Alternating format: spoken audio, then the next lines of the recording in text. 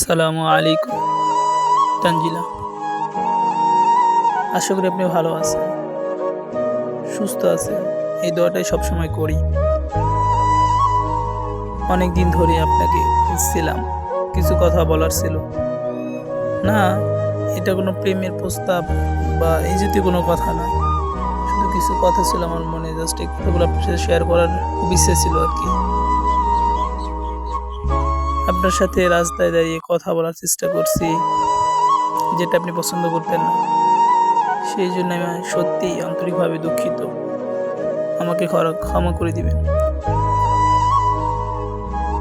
আমি আর আপনাকে বিরক্ত করব না ইনশাআল্লাহ। আপনি নিশ্চিন্তে চলাফেরা করতে পারবেন। আমি আর আপনার সামনেও আসবো না, এটাই ইনশাআল্লাহ সর্বশেষ প্রতিশ্রুতি রইল। কিন্তু একটা কথা না বললি না,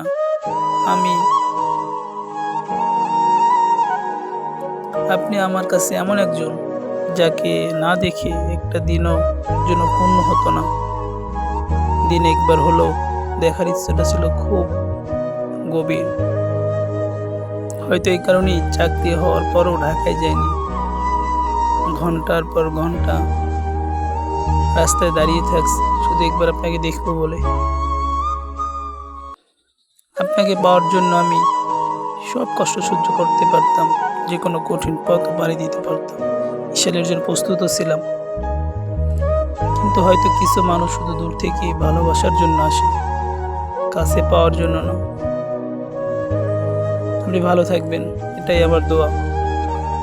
আর যদি কখনো কষ্ট দিয়ে থাকি আমাকে ক্ষমা করবেন। আব্দুর রহমান।